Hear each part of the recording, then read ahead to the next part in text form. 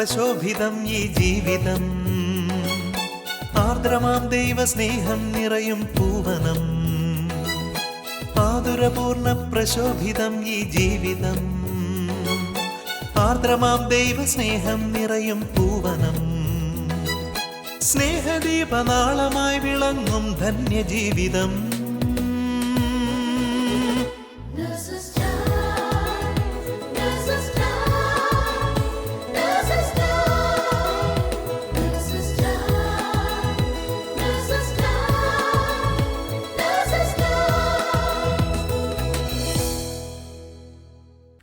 ഈശോ മിശിഹായ്ക്ക് സ്തുതിയായിരിക്കട്ടെ. ഈശോയെ സ്നേഹത്തോടെ സ്തുതിച്ചാരാധിക്കേണ്ടതിൻ്റെ പ്രാധാന്യം നമുക്ക് മനസ്സിലാക്കി തരുന്ന ഇന്നത്തെ നേഴ്സസ് ടൈമിലേക്ക് നിങ്ങളേവരെയും ഏറെ സ്നേഹത്തോടെ സ്വാഗതം ചെയ്യുന്നു. വിശുദ്ധ കൊച്ചുത്രേസ്യ പുണ്യവതി എല്ലാ ക്രിസ്ത്യാനികൾക്കുമുള്ള ദൈവവിളിയെക്കുറിച്ച് ഇങ്ങനെയാണ് പറയുന്നത്: നമുക്കെല്ലാവർക്കും ഒരു ദൈവവിളിയാണുള്ളത്, ദൈവത്തെ സ്നേഹിക്കുക എന്നുള്ളതാണത്. സ്നേഹം കൊണ്ട് മാത്രമേ വീട്ടാവൂ. ഇന്ന് ബഹുമാനപ്പെട്ട ജോഷി മയ്യാട്ടിൽ അച്ഛനിലൂടെ ദൈവവചനം ശ്രവിക്കാനായി നാം ഒരുങ്ങുമ്പോൾ സ്നേഹം തന്നെയായ തിരുവചനം നമ്മുടെ എല്ലാം ഹൃദയത്തിൽ നിറയട്ടെ എന്ന് നമുക്ക് പ്രാർത്ഥിക്കാം. യേശുവിൽ പ്രിയ നഴ്സ് സുഹൃത്തുക്കളെ, ദൈവത്തിന് നമുക്ക് നന്ദി പറയാം.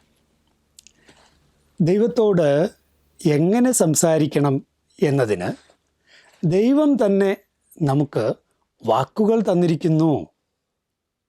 ഇത് പറഞ്ഞിരിക്കുന്നത് മറ്റാരുമല്ല, ബെനഡിക്റ്റ് 16 പാപ്പ വെർബും ഡോമിനി എന്ന സിനഡനന്തര അപ്പസ്തോലിക ആഹ്വാനത്തിൽ കർത്താവിൻ്റെ വചനം എന്ന ആ അപ്പസ്തോലിക ആഹ്വാനത്തിൽ പറഞ്ഞിരിക്കുന്ന കാര്യമാണ്. എന്തിനെക്കുറിച്ചാണ് പാപ്പ ഇത് പറഞ്ഞത്? സങ്കീർത്തന ഗ്രന്ഥത്തെക്കുറിച്ചാണ്. തന്നോട് സംസാരിക്കാൻ മനുഷ്യനെ ദൈവം പഠിപ്പിക്കുകയാണത്രേ സങ്കീർത്തന ഗ്രന്ഥത്തിലൂടെ. സ്തുതിയുടെ ഗുരുകുലമാണ് സങ്കീർത്തന ഗ്രന്ഥം. സങ്കീർത്തന ഗ്രന്ഥം നിങ്ങൾക്ക് ഏവർക്കും വളരെ പ്രിയപ്പെട്ടതാണ് എന്നെനിക്കറിയാം. സങ്കീർത്തന ഗ്രന്ഥം നിങ്ങൾക്ക് തരുന്ന വലിയ പ്രാർത്ഥന അനുഭവം വളരെ വലുതാണെന്ന് എനിക്കറിയാം. സങ്കീർത്തനങ്ങൾ നിങ്ങൾ അറിയാതെ തന്നെ മൂളി നടക്കുന്ന സങ്കീർത്തനങ്ങളുണ്ട് എന്നെനിക്കറിയാം. 91 സങ്കീർത്തനം നിങ്ങൾക്ക് ഏവർക്കും മനഃപാഠമാണെന്നും അറിയാം. പ്രിയ സുഹൃത്തുക്കളെ, സങ്കീർത്തന ഗ്രന്ഥത്തെ വേണ്ടതുപോലെ ഉപയോഗിക്കാൻ, അതിനെ സമഗ്രമായി ഉപയോഗിക്കാൻ, കൃത്യതയോടെ വ്യക്തതയോടെ ഉപയോഗിക്കാൻ പഠിക്കുന്നത് നല്ലതാണ്. നമ്മുടെ ജീവിതത്തിന് വ്യത്യസ്തങ്ങളായ ജീവിത അനുഭവങ്ങൾക്ക് ആവശ്യമായ കീർത്തനങ്ങളാണ് 150 സങ്കീർത്തനങ്ങൾ സങ്കീർത്തന ഗ്രന്ഥത്തിൽ ഉള്ളത്. അതിൽ സ്തുതിപ്പുണ്ട്, അതിൽ വിലാപമുണ്ട്, അതിൽ കൃതജ്ഞതയുണ്ട്, അതിൽ രാജകീയ കീർത്തനങ്ങളുണ്ട്, അതിൽ ജ്ഞാന സങ്കീർത്തനങ്ങളുണ്ട്. അങ്ങനെ വ്യത്യസ്ത രീതികളിൽ നമുക്ക് സങ്കീർത്തനങ്ങളെ കാണാം. എന്തിനു വേണ്ടിയാ? ജീവിതത്തിൻ്റെ വ്യത്യസ്ത അവസരങ്ങളിൽ അവ ഉപയോഗിക്കാൻ വേണ്ടി തന്നെ. ദൈവത്തെ സ്തുതിക്കാൻ നിങ്ങളുടെ ജീവിതത്തിൽ ഒരു പ്രത്യേക കാര്യം നിങ്ങൾക്ക് അനുഭവപ്പെടുന്നു, ദൈവത്തെ സ്തുതിക്കണം. പ്രൈസ് ആൻഡ് വേർഷിപ്പ് എന്നുള്ളത് നമുക്ക് ഏവർക്കും ഇന്ന് സുപരിചിതമാണ്. പ്രൈസ് ആൻഡ് വേർഷിപ്പ് നടത്താൻ നമ്മളിൽ ഒട്ടുമിക്കവർക്കും ഒരു ബുദ്ധിമുട്ടുമില്ല. കാരണം നമ്മൾ പ്രത്യേകിച്ച് കരിസ്മാറ്റിക് പ്രസ്ഥാനത്തിലൂടെ പ്രൈസ് ആൻഡ് വേർഷിപ്പ്, സ്തുതിപ്പിൻ്റെയും ആരാധനയുടെയുമായ ആ ഒരു സംസ്കാരം നമ്മൾ സ്വന്തമാക്കി കഴിഞ്ഞു. പക്ഷേ ഒരു കാര്യം നമ്മൾ ഓർക്കണം, യഹൂദ ക്രൈസ്തവ പാരമ്പര്യത്തിലെ പ്രൈസ് ആൻഡ് വേർഷിപ്പ് അത് വേണ്ട രീതിയിൽ ഉപയോഗിക്കുവാൻ ഇനിയും നമുക്ക് ആയിട്ടില്ല. ഏതാണ് ആ പ്രൈസ് ആൻഡ് വേർഷിപ്പ്? സങ്കീർത്തന ഗ്രന്ഥം ഉപയോഗിച്ചു കൊണ്ടുള്ള ദൈവസ്തുതി. സങ്കീർത്തനങ്ങൾ ഉപയോഗിച്ച് ദൈവത്തെ സ്തുതിക്കാൻ പഠിക്കൂ. സങ്കീർത്തന ഗ്രന്ഥത്തിൻ്റെ പേരു തന്നെ സ്തുതിപ്പ് എന്നാണല്ലോ, സെഫർ തെഹില്ലീം. അതാണ് ഹീബ്രുവിൽ അതിൻ്റെ പേര്, സെഫർ തെഹില്ലീം, സ്തുതിപ്പുകളുടെ പുസ്തകം. സ്തുതിപ്പുകളുടെ പുസ്തകം ദൈവം നമുക്ക് തന്നിരിക്കുന്നത് ദൈവത്തെ സ്തുതിക്കാൻ, നമ്മെ പഠിപ്പിക്കാൻ വേണ്ടിയാണ്. ദൈവത്തിൻ്റെ വാക്കുകൾ തന്നെ, പരിശുദ്ധാത്മാവിനാൽ പ്രചോദിതമായ വാക്കുകൾ തന്നെ നമ്മെ ദൈവസ്തുതിക്കായി പഠിപ്പിക്കുന്നത് എത്രയോ സുന്ദരമാണ്. അതുകൊണ്ട് സങ്കീർത്തന ഗ്രന്ഥം ഉപയോഗിച്ച് ദൈവത്തെ സ്തുതിക്കുക. 8-ാം സങ്കീർത്തനം സങ്കീർത്തന ഗ്രന്ഥത്തിലെ ആദ്യത്തെ സ്തുതിപ്പാണ്. 8-ാം സങ്കീർത്തനത്തിൽ ദൈവത്തെ സ്തുതിക്കുകയാണ്. മനുഷ്യൻ്റെ എല്ലാവിധ സവിശേഷതകളും ഉള്ളിൽ വെച്ചുകൊണ്ടാണ് സ്തുതിപ്പ്. വളരെ സുന്ദരമാണ്, വളരെ രസകരമാണ് 8-ാം സങ്കീർത്തനം. അതുപോലെ തന്നെ സ്തുതിപ്പുകൾ, ഒത്തിരിയേറെ സ്തുതിപ്പുകളുണ്ട്. നമ്മൾ ഹല്ലേലൂയ എന്ന് നമ്മൾ പറയുന്നുണ്ടല്ലോ. ഹല്ലേലൂയ നമ്മുടെ കൺവെൻഷനുകളിൽ, നമ്മുടെ പ്രാർത്ഥനാ കൂട്ടായ്മകളിൽ നമ്മൾ ഒന്നിച്ചു കൂടുമ്പോൾ ഒക്കെ നമ്മൾ ഹല്ലേലൂയ പറയുന്നുണ്ട്. സുഹൃത്തുക്കളെ, അത് സങ്കീർത്തന ശകലമാണ്. സങ്കീർത്തന ശകലമാണ് ഹല്ലേലൂയ. കർത്താവിനെ സ്തുതിക്കുവിൻ. ഈ സങ്കീർത്തന ശകലം ആദിമസഭ ഉപയോഗിച്ചത് യേശുക്രിസ്തു ഉയർത്തെഴുന്നേറ്റിരിക്കുന്നു എന്ന് പ്രഘോഷിക്കാനാണ്. അതുകൊണ്ട് നിങ്ങൾ എപ്പോഴൊക്കെ ഹല്ലേലൂയ പറയുന്നുവോ ഉണർവോടെ പറയുക. കർത്താവായ ഈശോ ഉയർത്തെഴുന്നേറ്റിരിക്കുന്നു എന്ന് നിങ്ങൾ അതിലൂടെ പ്രഘോഷിക്കുകയാണ്, പ്രഖ്യാപിക്കുകയാണ്. ഓരോ സ്തുതിപ്പിലും ഹല്ലേലൂയ പറച്ചിലിലും യേശു ക്രിസ്തു ഉയർത്തെഴുന്നേറ്റിരിക്കുന്നു, ഹല്ലേലൂയ, അവിടുന്ന് സത്യമായും ഉയർത്തെഴുന്നേറ്റിരിക്കുന്നു, ഹല്ലേലൂയ, അതാണ് നിങ്ങൾ അതിലൂടെ പ്രഖ്യാപിക്കുന്നത്, പ്രഘോഷിക്കുന്നത്. അതുകൊണ്ട് സന്തോഷത്തോടെ ഹല്ലേലൂയ പറയുന്ന ആ ഒരു ആത്മീയ ശൈലി നിങ്ങൾ സ്വന്തമാക്കിയെടുക്കുക. നിങ്ങളുടെ പക്കലുള്ള, നിങ്ങൾ ശുശ്രൂഷിക്കുന്ന രോഗികൾ ഹല്ലേലൂയ പറയാൻ അവരെ പഠിപ്പിക്കുക. ദൈവത്തെ സ്തുതിക്കാൻ, വേദനയിലും ദൈവത്തെ സ്തുതിക്കാൻ അവരെ പഠിപ്പിക്കുക. ജീവിതത്തിൻ്റെ കഷ്ടതകളിലും അവരെ ദൈവത്തെ സ്തുതിക്കാൻ പഠിപ്പിക്കുക. ഹല്ലേലൂയ സങ്കീർത്തന ശകലം. ശരി, സ്തുതിപ്പ് പല രീതിയിലുണ്ട്, ഒത്തിരിയേറെ രീതികളിലുണ്ട്. ദൈവഭരണത്തെ ഓർത്തുകൊണ്ട് സ്തുതിക്കുന്നത്, അതുപോലെ തന്നെ സിയോൻ കീർത്തനങ്ങൾ, അത് പ്രത്യേകിച്ച് ദൈവ സാന്നിധ്യത്തിൻ്റെ ആ കേന്ദ്രം അഥവാ ദേവാലയത്തോടനുബന്ധിച്ച് ഉള്ള സ്തുതിപ്പുകൾ. ഇനി അതുമല്ല, ജീവിതത്തിലെ ഒറ്റപ്പെട്ട സംഭവങ്ങൾ, വ്യക്തിഗതമായ സംഭവങ്ങൾ, സമൂഹത്തിലെ അനുഭവങ്ങൾ, നല്ല നല്ല അനുഭവങ്ങൾ, ഇതെല്ലാം ഓർത്ത് ദൈവത്തെ സ്തുതിക്കാൻ നമുക്ക് സാധിക്കും. അതുകൊണ്ട് സങ്കീർത്തനങ്ങൾ, സ്തുതിയുടെ കീർത്തനങ്ങൾ ഉപയോഗിക്കുക. ഇനി മറ്റൊന്നുണ്ട് കേട്ടോ, വിലാപകീർത്തനങ്ങൾ. വിലാപകീർത്തനങ്ങൾ 40% സങ്കീർത്തനങ്ങളിൽ 40% വിലാപകീർത്തനങ്ങളാണ് എന്നാണ്. അതിൻ്റെ അർത്ഥം 60ഓളം സങ്കീർത്തനങ്ങൾ വിലാപങ്ങളാണ്. എന്താണാവോ കീർത്തനങ്ങളുടെ പുസ്തകത്തിൽ 60ഓളം കീർത്തനങ്ങൾ, 60ഓളം ഗീതങ്ങൾ വിലാപത്തിനു വേണ്ടി പരിശുദ്ധാത്മാവ് പ്രത്യേകമായി തന്നിട്ടുള്ളത്? ജീവിത അനുഭവങ്ങളിൽ നല്ലൊരു പങ്കും വേദനയുടെ, സഹനത്തിൻ്റെ, കഷ്ടതയുടെ, രോഗത്തിൻ്റെ, പാപത്തിൻ്റെ, നഷ്ടങ്ങളുടെ ഒക്കെ അനുഭവങ്ങളാണ് എന്നുള്ളത് കൊണ്ടായിരിക്കാം. അതുകൊണ്ട് പ്രിയപ്പെട്ട നേഴ്സ് സുഹൃത്തുക്കളെ, ജീവിതത്തിൽ വരുന്ന കഷ്ടതകളും നിങ്ങൾ ആഘോഷമാക്കി മാറ്റുക. സങ്കീർത്തനങ്ങൾ ആലപിച്ചുകൊണ്ട്, വിലാപ കീർത്തനങ്ങൾ ആലപിച്ചുകൊണ്ട്. ജീവിതത്തിലെ കഷ്ടത, 22-ാം സങ്കീർത്തനം നിങ്ങൾക്ക് എല്ലാവർക്കും അറിയാമല്ലോ. ഏലീ ഏലീ ലമാ സബ്താനി, എൻ്റെ ദൈവമേ, എൻ്റെ ദൈവമേ, എന്തുകൊണ്ടങ്ങനെ ഉപേക്ഷിച്ചു. വളരെ ശക്തമാണ്, തുളച്ചു കയറുന്ന വാക്കുകളാണ്. വളരെ നമ്മുടെ വേദനകളെ പൂർണ്ണമായും എക്സ്പ്രസ് ചെയ്യാൻ ഇതോളം പറ്റിയ വാക്കുകളില്ല. നോക്കുക, 22-ാം സങ്കീർത്തനം അങ്ങേയറ്റം സഹിക്കുന്ന ഒരു മനുഷ്യൻ്റെ ഉദീരണമാണ്. 22-ാം സങ്കീർത്തനം പക്ഷേ നമ്മളൊക്കെ വിചാരിച്ചിരിക്കുന്നതിൽ നിന്നും വ്യത്യസ്തമാണ്. നമ്മളെന്താ വിചാരിച്ചിരിക്കുന്നത്? അത് മുഴുവൻ കരച്ചിലാണെന്നല്ലേ? അങ്ങനെ മുഴുവൻ കരച്ചിലായുള്ള ഒരു വിലാപ കീർത്തനവും സങ്കീർത്തന ഗ്രന്ഥത്തിൽ ഇല്ല കേട്ടോ. എല്ലാ വിലാപങ്ങളിലും സ്തുതിപ്പിലേക്ക് ഒരു നീക്കമുണ്ട്. എല്ലാ വിലാപങ്ങളിലും സ്തുതിപ്പിലേക്കൊരു നീക്കമുണ്ട്. അതുകൊണ്ട് തന്നെ ക്ലൗസ് വെസ്റ്റർമാൻ എന്നൊരു ഫേമസ് സങ്കീർത്തന പണ്ഡിതൻ എഴുതിയ പുസ്തകത്തിന് അദ്ദേഹം ഇട്ടിരിക്കുന്ന പേര് ഫ്രം ലാമൻ ടു പ്രൈസ് എന്നാണ്. From lament to praise. അപ്പോൾ വിലാപ കീർത്തനങ്ങൾ ആലപിക്കുമ്പോൾ നമ്മുടെ വേദനകൾ ദൈവസന്നിധിയിൽ സമർപ്പിച്ച് പക്ഷേ സ്തുതിപ്പിലേക്ക് കടന്നു വരാൻ അവ നമ്മെ പഠിപ്പിക്കും. 22-ാം സങ്കീർത്തനം അങ്ങനെ തന്നെയാണ്. കാരണം 21-ാം വാക്യം വരെ മാത്രമേ വിലാപമുള്ളൂ. പിന്നെ 21-ന്റെ ആ അവസാനത്തെ ഭാഗം കർത്താവ് ഇടപെട്ടു എന്നതാണ്, കർത്താവ് ഉത്തരമരുളി എന്നുള്ളതാണ്. കർത്താവ് ഉത്തരമരുളി. പിന്നീടോ സ്തുതിപ്പാണ്. 22 മുതൽ 26 വരെയുള്ള ഓരോ വരിയിലും ഹലൽ എന്നുള്ള ക്രിയാപദമാണ്. സ്തുതിക്കുന്നു, കർത്താവിനെ സ്തുതിക്കുന്നു, അനുഭവങ്ങളെ ഓർത്ത് സ്തുതിക്കുന്നു.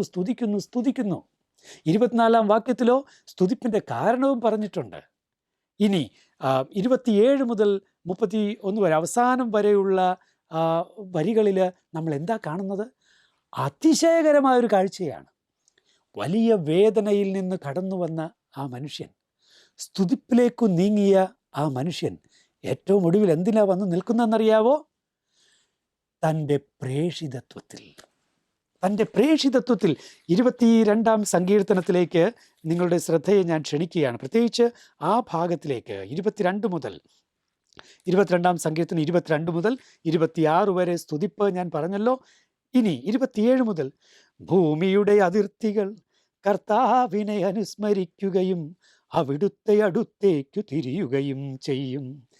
എല്ലാ ജനതകളും അവിടുത്തെ സന്നിധിയിൽ ആരാധനയർപ്പിക്കും. ഒരാൾ വേദനിച്ചു, ഒരാൾ കഷ്ടപ്പെട്ടു, ഒരാൾ സഹിച്ചു. ഫലമെന്താ? ഭൂമിയുടെ അതിർത്തികൾ കർത്താവിനെ അനുസ്മരിക്കുകയും അവിടുത്തെ അടുത്തേക്കു തിരിയുകയും ചെയ്യും. എല്ലാ ജനതകളും അവിടുത്തെ സന്നിധിയിൽ ആരാധനയർപ്പിക്കും.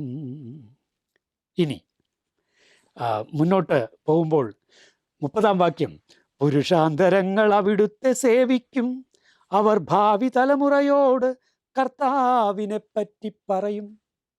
കണ്ടോ?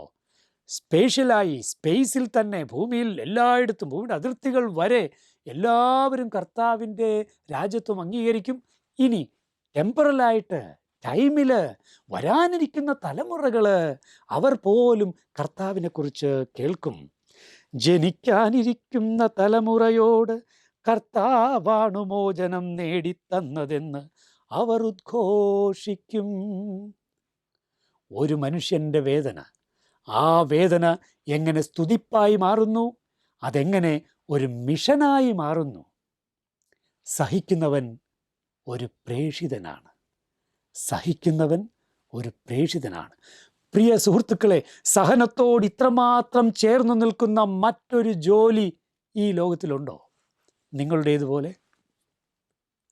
സഹനമാണ് നിങ്ങളുടെ മുന്നിൽ നിരന്തരമുള്ളത്. വേദനയാണ് നിങ്ങളുടെ കൺമുൻപിലുള്ളത്. ചിലപ്പോഴെങ്കിലും നിരാശയാണ് നിങ്ങൾ കാണുന്നത്. അവിടെ വേദനയിൽ നിന്ന് സ്തുതിപ്പിലേക്ക്, സ്തുതിപ്പിൽ നിന്ന് വലിയ പ്രേഷിതത്വത്തിലേക്ക് അവരെ ഒന്ന് കൈപിടിച്ച് ഉയർത്താൻ, നടത്താൻ സങ്കീർത്തനങ്ങൾ നിങ്ങളെ ശക്തിപ്പെടുത്തും, പഠിപ്പിക്കും.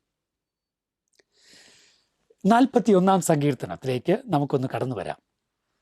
41-ാം സങ്കീർത്തനത്തിൽ ഇനി ഞാൻ 22-ാം സങ്കീർത്തനം ഇപ്പോൾ നമ്മൾ ആലപിച്ചത് നിങ്ങൾ കേട്ടല്ലോ. സുഹൃത്തുക്കളെ, സങ്കീർത്തനങ്ങളെല്ലാം ആലപിക്കാനുള്ളതാണ്, വായിക്കാനുള്ളതല്ല. അതുകൊണ്ടാണ് പരിശുദ്ധാത്മാവ് പദ്യരൂപത്തിൽ അവയെല്ലാം നമുക്കായി എഴുത്തുകാരെ കൊണ്ട്, കവികളെ കൊണ്ട് കുറിപ്പിച്ച് തന്നിരിക്കുന്നത്. അതുകൊണ്ട് ദയവ് ചെയ്ത് സങ്കീർത്തനങ്ങൾ ആലപിക്കുക. നിങ്ങൾ വിശ്വാസത്തിൽ ആഴമായി വളരാൻ തീർച്ചയായും സങ്കീർത്തന ആലാപനം നിങ്ങളെ സഹായിക്കും. എടുത്തു ചാടുക വിശ്വാസത്തോടെ. ആലപിക്കാനായി പരിശുദ്ധാത്മാവ് ഒരുക്കിത്തന്ന, രചിപ്പിച്ചു തന്ന ഈ കീർത്തനങ്ങൾ ആ വിശ്വാസത്തോടെ, പരിശുദ്ധാത്മാവ് എന്നെ നയിക്കുമെന്ന വിശ്വാസത്തോടെ പാടാനായി നിങ്ങൾ എടുത്തു ചാടുമ്പോൾ ആത്മാവ് നിങ്ങളെ സുന്ദരമായി, ഒരു ക്രാഷ് ലാൻഡിങ്ങുമില്ലാതെ സുന്ദരമായി ഈ ആലാപന പ്രാർത്ഥനയിലൂടെ നയിക്കും എന്ന് എനിക്ക് 100% ഉറപ്പാണ്. ഇതുവരെയുള്ള വർഷങ്ങളായുള്ള എൻ്റെ അനുഭവവും അതുതന്നെയാണ്.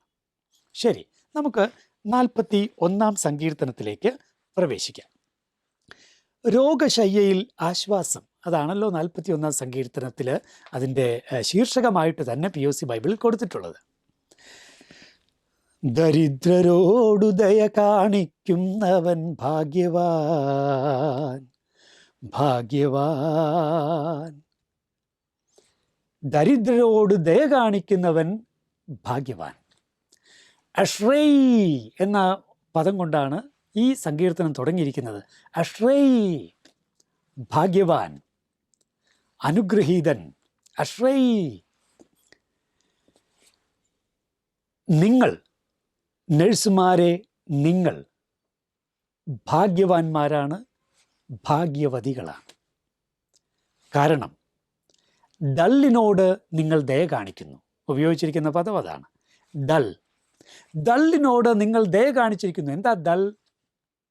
ദരിദ്രൻ എന്ന അർത്ഥത്തിൽ അത് ഉപയോഗിച്ചിട്ടുണ്ട്, രോഗി എന്ന അർത്ഥത്തിൽ ഉപയോഗിച്ചിട്ടുണ്ട്, പാവപ്പെട്ടവൻ എന്ന അർത്ഥത്തിൽ ഉപയോഗിച്ചിട്ടുണ്ട്, മനോരോഗി എന്ന അർത്ഥത്തിൽ പോലും ഡൾ ഉപയോഗിച്ചിട്ടുണ്ട്. മലയാളത്തിൽ ഡൾ, ദളിത് എന്നൊക്കെയുള്ള പദങ്ങൾ, ദളിത് എന്നുള്ള പദത്തിൻ്റെയൊക്കെ അത് ഇതുമായിട്ട് ബന്ധപ്പെട്ടതാണെന്ന് പോലും ഭാഷാശാസ്ത്രജ്ഞന്മാർ പറയുന്നുണ്ട്. ദൾ, ദളത്, ഇത് ഹീബ്രുവിൽ ഈ പ്രയോഗം ഉള്ളതാണ്. ദൾ, ദള, ദളത്, ആ പ്രയോഗം ഉള്ളതാണ്.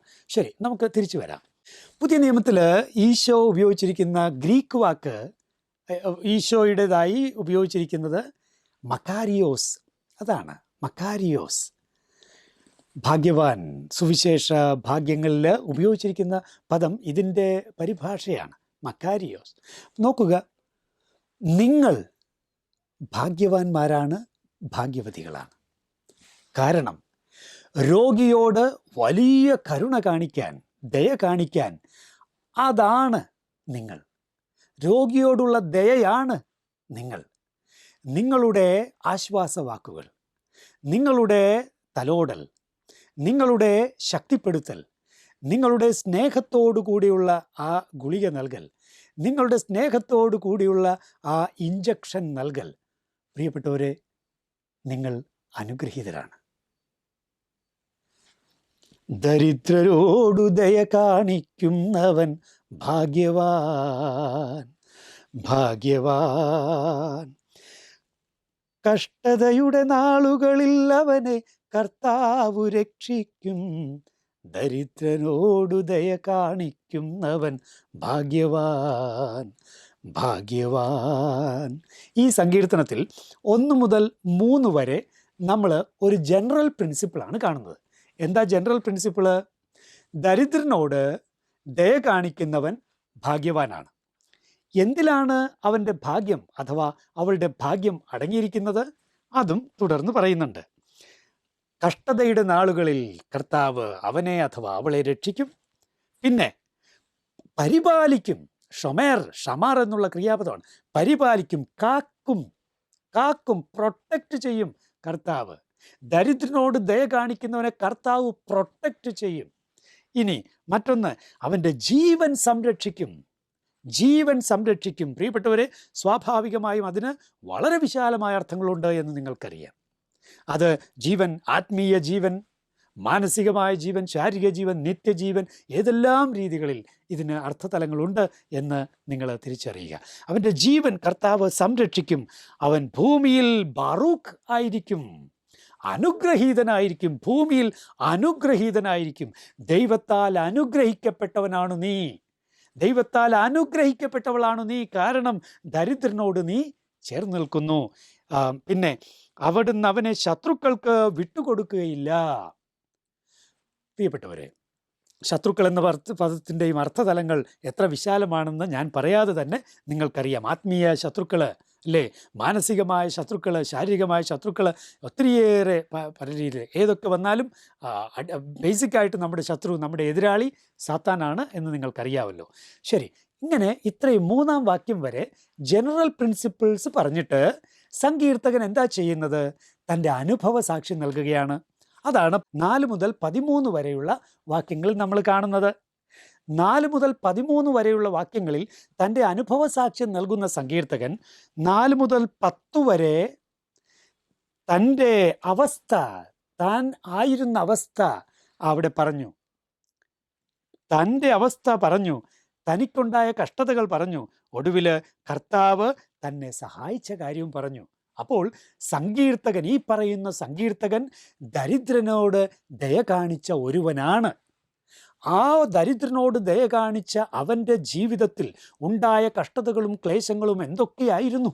ഒത്തിരി ക്ലേശങ്ങളുണ്ടായിരുന്നു, പക്ഷേ അവിടെ കർത്താവ് സഹായിച്ചു. അതാണ് അനുഭവ സാക്ഷ്യം.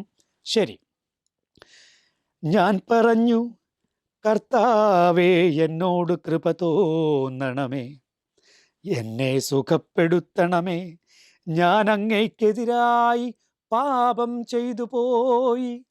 സങ്കീർത്തകൻ ഇപ്പോൾ രോഗാവസ്ഥയിലാണ്. സങ്കീർത്തകൻ്റെ അനുഭവം രോഗാവസ്ഥയിലായ അനുഭവമാണ്. പക്ഷേ ഓർക്കണം, തൻ്റെ രോഗത്തെക്കുറിച്ച് പറയുമ്പോൾ തന്നെ സങ്കീർത്തകൻ ചേർത്ത് പറയുകയാണ്, ഞാൻ അങ്ങയ്ക്കെതിരായി പാപം ചെയ്തു പോയി. പാപവും രോഗവും തമ്മിൽ ഇവിടെ തന്നെ ബന്ധിപ്പിക്കുകയാണ് സങ്കീർത്തകൻ. പ്രിയപ്പെട്ടവരെ, ഇത് പറയുമ്പോൾ ഒരു കാര്യം നമ്മുടെ മനസ്സിൽ വേണം. പാപം, രോഗം പാപത്തിൻ്റെ ഫലമാണ് എന്ന് ഒറ്റയടിക്ക് അങ്ങനെ പറയാനായിട്ട് അത് പാടില്ല, അത് ശരിയല്ല. പക്ഷെ ഓർക്കണം, എല്ലാ ദൈന്യതയും പാപത്തിൻ്റെ പരിണതിയാണ്. ഏദൻ തോട്ടത്തിൽ പാപം ചെയ്ത ആദ്യ മാതാപിതാക്കൾക്ക് പിന്നീടുണ്ടായ ലജ്ജയും ഭയവും അവിടുന്ന് പുറത്തേക്ക് പോകേണ്ടി വന്ന അനുഭവവും അവർ പരസ്പരം പഴിചാരിയ അനുഭവങ്ങളും ഇതെല്ലാം നമുക്കറിയാമല്ലോ. പിന്നീട് മക്കളുടെ ഇടയിലുണ്ടായ പ്രശ്നങ്ങൾ ഇതെല്ലാം നിങ്ങൾക്കറിയാമല്ലോ. ലാമെക്കിൻ്റെ പ്രതികാര വാഞ്ച, ഇതൊക്കെ നിങ്ങൾക്കറിയാമല്ലോ. കണ്ടോ, പാപവും രോഗവും ദയനീയ അവസ്ഥയും തമ്മിൽ ബന്ധമുണ്ട് എന്ന് വ്യക്തമാണ്. പക്ഷെ ഇവിടെ സങ്കീർത്തകൻ ഈ അവസ്ഥയിലും പ്രാർത്ഥിക്കുകയാണ്. എന്നിട്ട് സങ്കീർത്തകൻ അവിടെ പറയുകയാണ്, തനിക്കെതിരെ ഉണ്ടായ ശത്രുതകൾ. പലരും ശത്രുക്കൾ ഇദ്ദേഹത്തെക്കുറിച്ച് പറഞ്ഞത് എന്താ? അവൻ്റെ നാമം എപ്പോൾ ഇല്ലാതാകും. നമ്മൾ നാമാവശേഷനാകുക എന്നൊരു പ്രയോഗമുണ്ടല്ലോ. നാമാവശേഷനാകാൻ പോലും ശത്രുക്കൾ ആഗ്രഹിച്ചില്ല അദ്ദേഹത്തിൻ്റെ കാര്യത്തിൽ. നാമം പോലും അവശേഷിക്കരുതെന്ന് അവരാഗ്രഹിച്ചത്. നാമാവശേഷനാകുക എന്ന് പറഞ്ഞാൽ ഒരാൾ മരിക്കുക, മരിച്ചതിന് ശേഷം പിന്നെ ആ നാമം മാത്രമേ ആരെങ്കിലും ഓർക്കാനുണ്ടോ? ഇവർ പറയുന്നത് എന്താ? നാമം പോലും അവശേഷിക്കരുതെന്ന. കണ്ടോ, അത്രയ്ക്ക് ശത്രുത അനുഭവിച്ച വ്യക്തിയാണ്. അതിനുശേഷമോ സുഹൃത്തുക്കൾ എന്ന് പറഞ്ഞവർ, ഇത് ശത്രുക്കളുടെ കാര്യം, സുഹൃത്തുക്കൾ എന്ന് പറഞ്ഞവരോ അദ്ദേഹത്തെ കാണാൻ വന്നിട്ട് എന്താ പറഞ്ഞത്? ഉള്ള വാക്കുകൾ പറയുന്നു. അവർ പുറത്ത് പത്തിയും അകത്ത് കത്തിയും എന്ന് പറഞ്ഞ അനുഭവമാണ്. എന്നിട്ട് അവർ പറഞ്ഞത് എന്താ? അവർ പിറുപിറുത്തു. എന്താ പറഞ്ഞത്? അവൻ രക്ഷപ്പെടില്ല, അവൻ പോക്ക, അവൻ്റെ കാര്യം പോക്ക, മാരകമായ വ്യാധി അവനെ പിടികൂടിയിരിക്കുന്നു, ഇനി എഴുന്നേൽക്കുകയില്ല എന്നാണ് അവർ പറഞ്ഞത്. എന്നിട്ടെന്താ പറയുന്നത്? ഇവൻ്റെ ഉറ്റ സ്നേഹിതൻ, സുഹൃത്ത്, ആ സുഹൃത്ത് എനിക്കെതിരെ കുതികാല് ഉയർത്തിയിരിക്കുന്നു. പ്രിയപ്പെട്ടവര്, ശത്രുക്കളിൽ നിന്നുള്ള കഷ്ടതകൾ, ഉറ്റ സുഹൃത്തുക്കളിൽ നിന്നുള്ള കഷ്ടതകൾ, ഇതൊക്കെയുണ്ട്. പക്ഷേ 11 മുതൽ 13 വരെ വാക്യങ്ങളിലോ, എന്നാൽ ശത്രു എൻ്റെ മേൽ വിജയം നേടിയില്ല, അതിനാൽ അവിടുന്ന് എന്നിൽ പ്രസാദിച്ചിരിക്കുന്നു എന്നു ഞാൻ അറിയുന്നു. എന്നാൽ എൻ്റെ നിഷ്കളങ്കത നിമിത്തം അവിടുന്ന് എന്നെ താങ്ങുകയും എന്നേക്കുമായി അങ്ങയുടെ സന്നിധിയിൽ ഉറപ്പിച്ചു നിർത്തുകയും ചെയ്തു. കർത്താവ് താങ്ങി ഉയർത്തി എഴുന്നേൽപ്പിച്ച് നിർത്തി എന്നാണ്. അവൻ എഴുന്നേൽക്കുകയില്ല എന്നല്ലേ പറഞ്ഞത്? ഘൂം, അതാണ് ക്രിയാപദം. അത് തന്നെയാണ് ഇവിടെ ഉപയോഗിച്ചൊരു കർത്താവ് എഴുന്നേൽപ്പിച്ചു നിർത്തി. നോക്കൂ, എത്ര വീണുപോയാലും ദരിദ്രനോട് ദയ കാണിക്കുന്നവനെ കർത്താവ് എഴുന്നേൽപ്പിക്കും. ഏറ്റവും ഒടുവിൽ അത് സ്തുതിപ്പിലേക്ക് നീങ്ങുകയാണ്. ഇസ്രായേലിൻ്റെ ദൈവമായ കർത്താവ് എന്നേക്കും വാഴ്ത്തപ്പെടട്ടെ. ആമേൻ, ആമേൻ. ദരിദ്രനോട് ദയ കാണിക്കുന്നവനെ താങ്ങി എഴുന്നേൽപ്പിച്ച് സ്വന്തം കാലിൽ നിർത്തുന്ന കർത്താവ് വാഴ്ത്തപ്പെടട്ടെ. ആമേൻ, ആമേൻ. നിങ്ങളുടെ ജീവിതങ്ങളിൽ നിങ്ങൾക്ക് ഉണ്ടാകാനിരിക്കുന്ന എല്ലാ ക്ലേശങ്ങളിലും, എല്ലാ രോഗങ്ങളിലും, എല്ലാ തകർന്ന അനുഭവങ്ങളിലും നിങ്ങളെ താങ്ങാൻ നിങ്ങളുടെ കർത്താവുണ്ട്. നിങ്ങളെ എഴുന്നേൽപ്പിച്ചു നിർത്താൻ നിങ്ങളുടെ കർത്താവുണ്ട്.